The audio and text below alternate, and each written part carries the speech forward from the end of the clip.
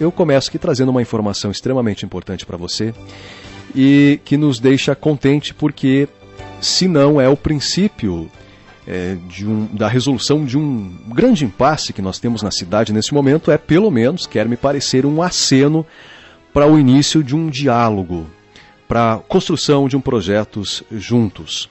Digo isso porque nesta manhã conversei com muitas pessoas, com várias pessoas, e entre as pessoas com quem conversei estava a presidente da Câmara de Vereadores de Umuarama, Maria Ornelas, que me disse nesta manhã que ainda hoje, agora de manhã, faria um contato com o poder público de Umuarama e que a informação era de que possivelmente uma reunião estaria sendo agendada com o prefeito.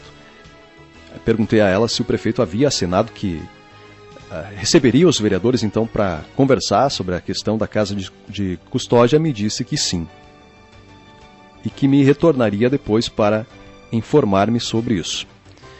Quer me parecer que é um aceno do poder público e da necessidade de se construir, de se conversar com a Câmara de Vereadores, com os vereadores inclusive de oposição, para chegar a um diálogo e construir esse projeto de fato, para de fato termos aqui na cidade a construção da Casa de Custódia, esta obra que é extremamente importante e que, quer me parecer, pela falta de diálogo, esteve envolta, pelo menos nos últimos dias aí, em uma série de diz-que-me-diz-que, troca de acusação, crise institucional, a prefeitura fala uma Câmara, fala uma coisa, a Câmara fala outra coisa e ninguém se entende.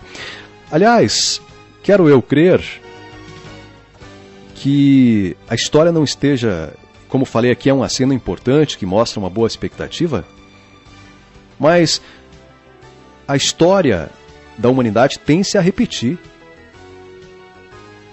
Os senhores sabem disso. O que aconteceu em Umuarama em 2014, final de 2013, início de 2014, quando a prefeitura se desentendeu com... Vou citar um exemplo aqui, a prefeitura se desentendeu. Vocês lembram disso? Não estou falando de uma novidade aqui. Lembrem aí, lembrem, por favor, me ajudem a lembrar. A prefeitura se desentendeu com a sociedade rural, porque compreendia que não estava sendo valorizada. E o que é que aconteceu? O que aconteceu na Expo? O comércio não conseguiu nem usar a estrutura que estavam lá, me corrija se eu estiverem errado. O que aconteceu em 2013, 2014 em Umuarama?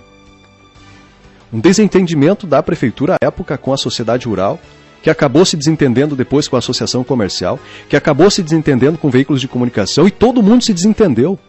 A cidade virou de pernas para cima, ninguém conseguia fazer nada, porque um estava brigado com o outro. É isso que vamos ter de novo?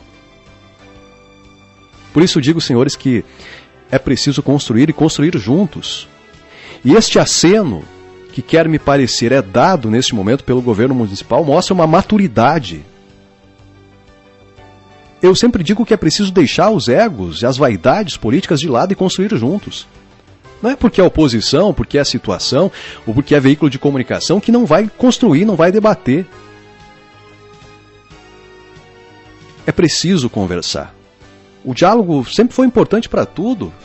Aliás, digo e repito e volto a dizer quantas vezes for necessário, que nos torna humanos é a capacidade de conversar.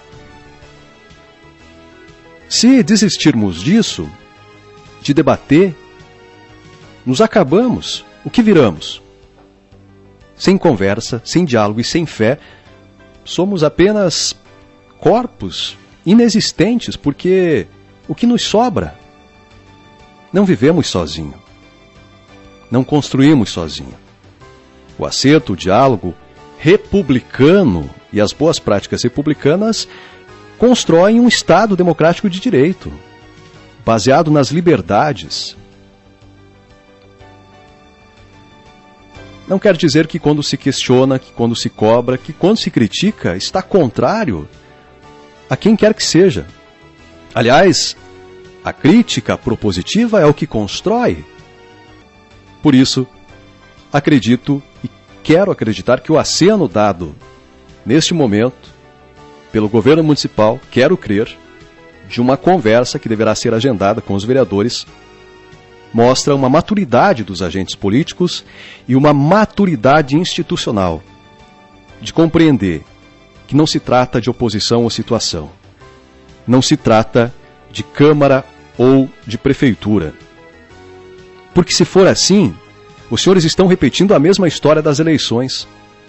É nós contra eles e eles contra nós. Independente de quem quer que sejamos nós, quem quer que sejam eles.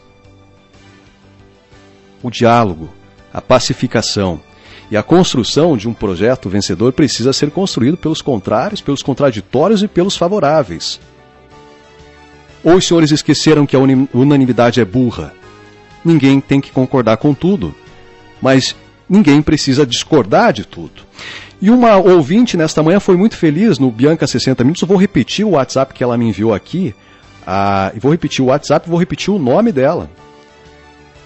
Da nossa audiência sempre muito qualificada, que nos honra muito com a sua audiência.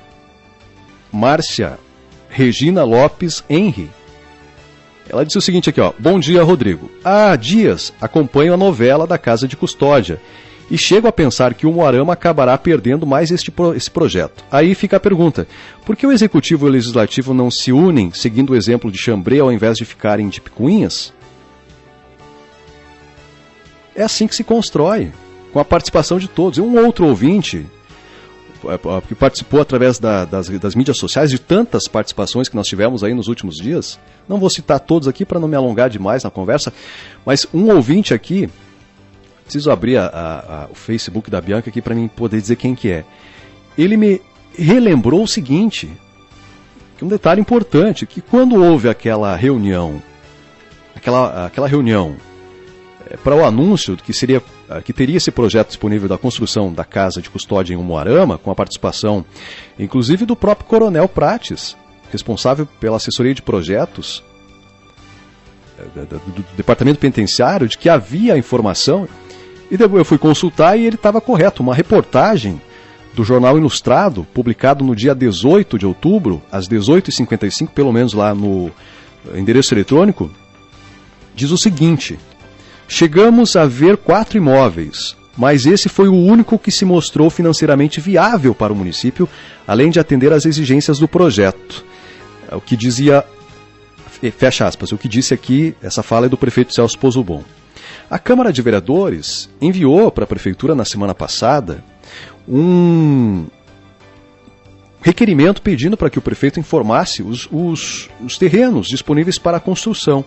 Segundo o que me informou ontem o vereador Davidson Bittencourt, a Prefeitura não respondeu ainda esse requerimento.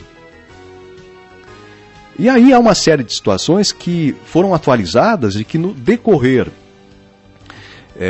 na evolução de todos esses fatos, começaram a ficar mais esclarecidos. Por exemplo, a não necessidade de ter que ser naquele terreno. A única exigência do projeto era de que fosse num terreno de 18 mil metros quadrados. Depois, a possibilidade de poder fazer a questão do saneamento, do esgotamento sanitário, a partir de uma parceria com a Sanepar.